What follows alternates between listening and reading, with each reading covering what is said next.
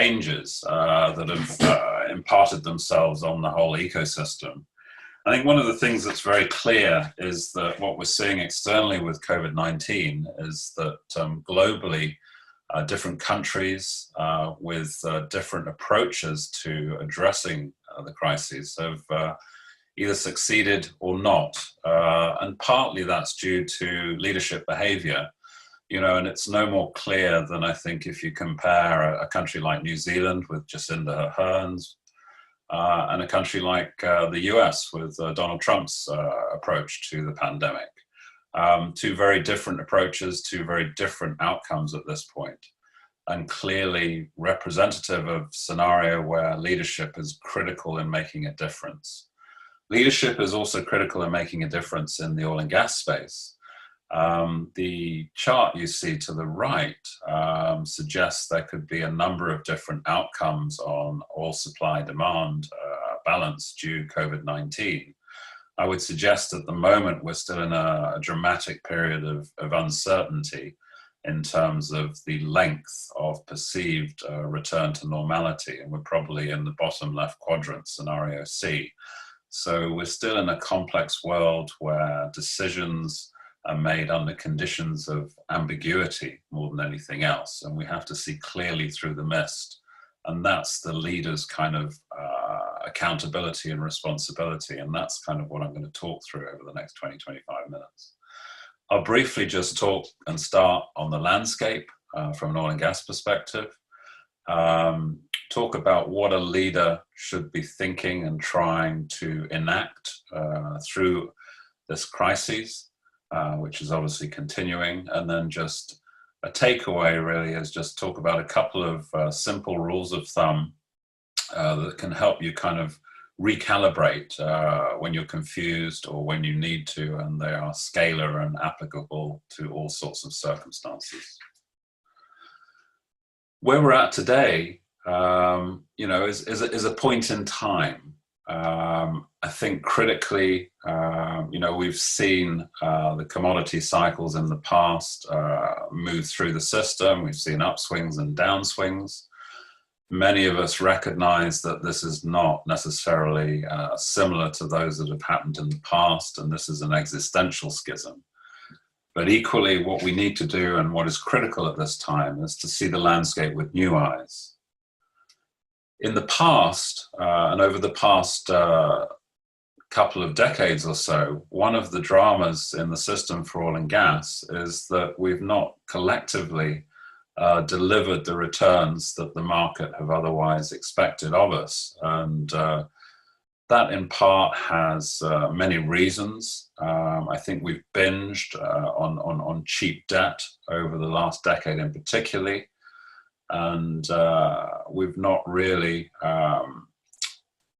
delivered what we've been asked to deliver, and also the landscape in the background has been very, very tough. There's been a very strong move over the last few years with regards to recognition of the transition to a renewable energy future. But equally, that renewable energy future is not going to happen overnight. The graph on the top right illustrates very clearly, I think, from IEA data, but also other companies and institutions globally agree that one of the critical points in the system and the argument is that we will still need fossil fuels over the next few decades. We're currently at about 81% demand met by fossil fuels and 95% for transportation purposes. The situation we have is that we're going to have a demographic upswing of another 400 million people, adding to the world population, and billions across the globe are seeking to enter the middle class. And those folks, all have a right to emerge from energy poverty and demand kind of their rightful seat at the table in terms of the energy mix. One of the things in the last few months, and there's a great quote by Patrick Pouyanné, who's the CEO of Total, who said, we're seeing decades of change happen in weeks, if not months. And that is a call to arms for the energy industry. It has, and we're seeing this play out in practice in the system right now. Companies are going to need to decide, and particularly larger companies, if they want to be broader energy firms or very specific oil and gas related entities. What's clear is we all need to prepare for a greener and more complicated future, and there will be a transition clearly from fossil fuels to renewables, but how fast and how simple that transition is remains to be seen. So a lot of change, a lot of uncertainty, and a lot of risk will have to be accepted over the next decade or so. What is also clear is we need to adapt to stay relevant. The current landscape for public companies is really one of focus on liquidity, cash preservation, continuity of operations. The world still needs us. The world still needs oil and gas. We can't afford for this lack of capital in the system to create HSE related nightmares. And we need to have our eye laser focused on risks as we go forward, and we can't allow HSE to become a secondary priority. We've just had a massive earthquake. We've had two, in fact. We've had the oil price drop, and we've also had COVID-19. But now we've passed the first major earthquake, and it's about dealing with the fires and moving forwards. So what does a leader need to do to kind of deal with this future uncertain landscape? Well, I think, to quote an article by Heidrick and Struggles from last month, they're of the view, and I totally concur, that we will need to have leaders who can think from an activist mentality, be able to disrupt and innovate, and in effect be contrarian in the system. In most crises, there are often multiple opportunities to actually push against the status quo, to deliver paradigms into the system, and actually survive and thrive. But equally in so doing, there's a lot of complexity in the stakeholder landscape, and all will need to behave in a very diplomatic manner to both build relationships in an ESG dominant world and bolster the industry reputation as it kind of passes through into the transition phase. In so doing, there will need to be, I think, a lot of advocacy in terms of rebuilding the pride in the oil and gas sector subsequent to this current crisis, which will clearly go on for a few more months and years. But the pride in our sector as the primary deliverer of energy in the system should not be taken lightly. Oil and gas has a number of challenges. We've worked in many senses virtually to some degree because of our broad geographic global spread and the complexity of our projects. What we're seeing now is a push for digitalization to kind of simplify and make things more efficient in the field. But that also has a rub in the sense that we have to remember that we can't afford to lose our corporate memory. We've got a lot of human capital in the system that has been unfortunately let go. And in so doing, we're in danger of losing a lot of the lessons and scars that have been learnt from very complex, successful projects in the past, and we shouldn't forget that. Clearly, we're working across multiple time zones and distances. Joe and Jody have certainly found that out in the last few months in terms of putting this conference together, up at all times of day and night, and you have to take a balanced approach in terms of the work-life situation, I think, in that regard. Clearly, as we're dealing with non-face-to-face kind of more prevalent non-face-to-face situations, we have to be sensitive culturally and also to different nationalities' approach to moving forwards with decisions, with interaction and engagement. And in many cases, in some countries, particularly in the developing world, a lot of folks have not had deep and broad experience in terms of working on virtual teams, which will be more to the fore in the present and the future. What will also be very critical will be a greater practical and tangible interdependency amongst goals and KPIs. So there'll need to be more transparency into the system. And there'll also be need to have clear and sustainable access to media and communication technologies to allow the system to move forward positively. So now just a little section on what is the leader's responsibility in this kind of in this schism kind of period, if you like. I mean, above all else, I think there's a need to purvey a kind of a behaviorally deliberate calmness and boundless optimism. There's a huge period of uncertainty upon us. A lot of folks have existential angst about their positions, their roles, and also their personal circumstances with their families and how they're going to get through. And I don't think it should be discounted about how important that particular emotive side of the system and business is. So in simple terms, I think the first priority for a leader is really to decide with speed over precision what is the path that they need to follow for themselves, their teams, their workplace, and their corporate strategy. There's a lot of ambiguity in the data set, a lot of uncertainty, and they need to break through the inertia and focus on the priorities and ultimately make trade-offs. There are going to be mistakes that are made, but equally those have to be accepted in this uncertain scenario. It's important to empower and delegate team members through that process and ultimately embrace action, so move more rapidly than you might otherwise have done in a period of normality.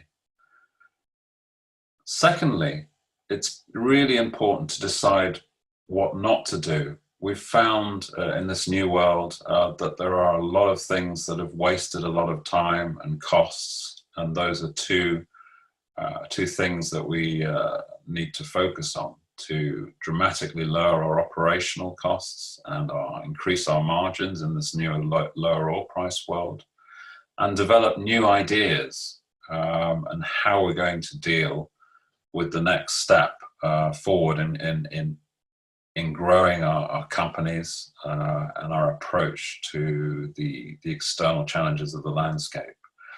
In many cases, what we're seeing right now, particularly with the super majors, is that there's a bifurcation of strategy, for example. So the European super majors like Eni, Total, and Shell have clearly bifurcated in their strategic approach and are embracing the transition much more strongly than, for example, Chevron and Exxon at this point. And ultimately, the jury is out as to which kind of strategic solution will succeed. But that's a great example, I think, of where there have been two different kind of plans of attack that have been formulated and are now being executed. Another really important point is to strengthen, be the glue in the system to the operational side of the business. Now more than ever, it's critical that a remote leader has a higher degree of connectivity to the operational part and producing part of the business. Ultimately, though, we're all here to deliver. We need to kind of monitor the priorities. We need to set a common set of key performance indicators to measure progress. And collectively, with our teams on the ground and throughout the globe, we need to measure that progress extremely regularly and have regular feedback.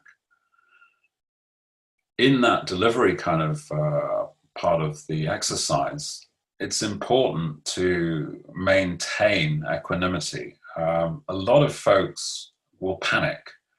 And I think as a leader, you need to retain your composure, retain your strength and your leadership skills, and stay firm, stay committed, but with boundless optimism as to a positive outcome.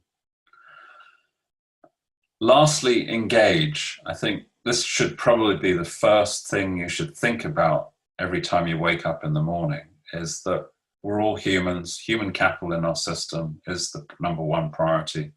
Without engaged people, we can't deliver. We can't deliver individually. We need to deliver as a team. And it's critical, I think, for leaders to check in extremely regularly with individual team members, with teams, and just informally have those kind of water cooler virtual chats as often as you can possibly manage. And it's going to be tough, but it's important at this time. We should also think about asking for help, either for yourself or for members of your teams. If you see dramas or issues unfolding, nip them in the bud earlier. Focus on your employees as a priority, but ultimately, of course, we all have to focus on the bottom line as well. A few things to just think about while you're doing that. I mean, a lot of our discussions these days are on Zoom and Teams and other kind of media online.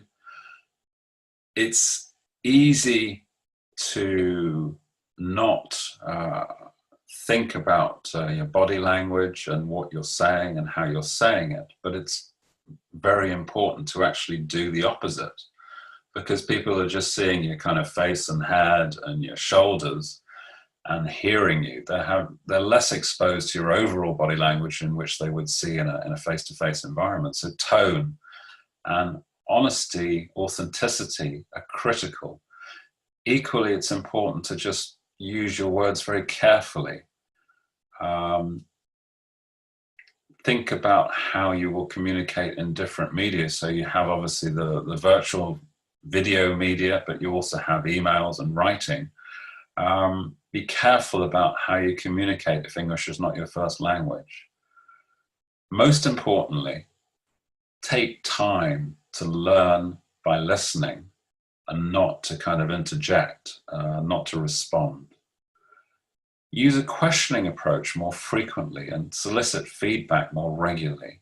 It's really important to give individuals the opportunity to challenge the status quo. When things are changing so rapidly, folks need the opportunity to kind of question why directives and initiatives are kind of being thrown at them and what is the overall need and requirement thereof. Verbal content, ceases to enhance meaning when you're just seeing head and shoulders, as I said earlier. But I think importantly, the overall overarching kind of message I give is build trust through clearly articulating and cascading vision from a distance. You've got to give your team and your company and your organization a very clear forward path to kind of get through this phase.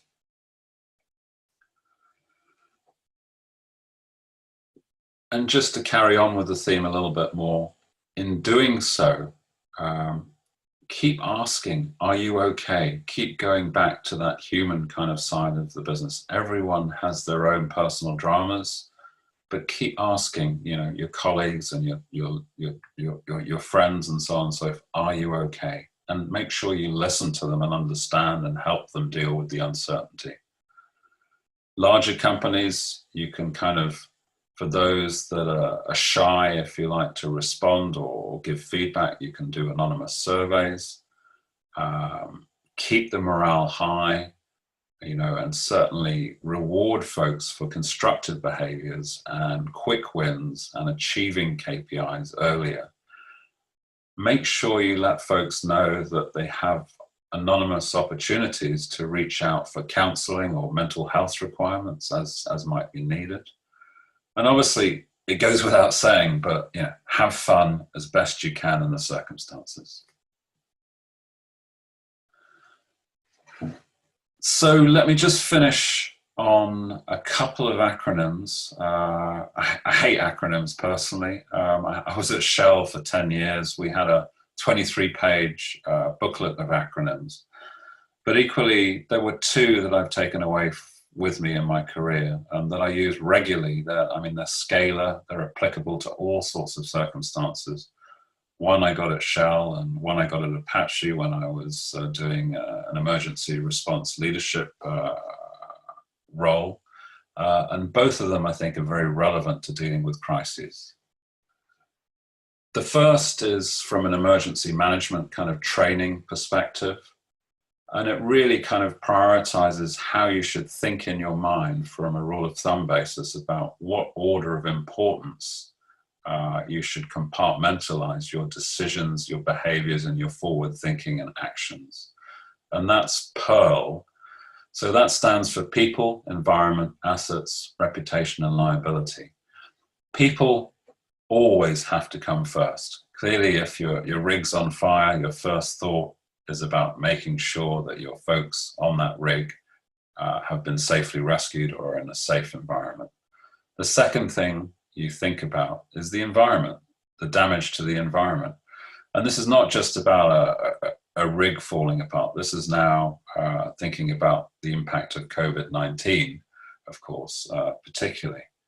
Then think about your assets, your reputation, and your liabilities. So that's a nice little kind of acronym, if you like, to just think about the order of importance that you can apply to a crisis scenario. And another perspective is STAR, which is situation, tension, action, results, and learning. Clearly, we all have a very good understanding of the situation we're in right now, but I don't think everyone understands the different facets of the tensions that are applicable in our individual corporations and companies. And I think you need to map out and transparently communicate what those tensions are in order for your teams and your people to raise their game, if you like, into a call for arms and action to address tension in the system. And ultimately that leads to, hopefully positive results, and obviously a post-mortem on those results can be beneficial to all. And both of these kind of acronyms can be scaled, so they can be from the smallest little 2-day project to a massive kind of 3-year project. And just very simple acronyms to have in the back of your mind as a leader. And just think through them very quickly when you're talking, communicating, engaging, relaying, and conveying your ideas and understanding of what the needs are for your company in a crisis. So that, I think, is just a very quick summary. As I said, there are thousands of leadership kind of articles out there on the system. Everyone thinks differently, but very simply, I think the critical thing is to engage more, be transparent, and have a drive for action over non-action. Thank you.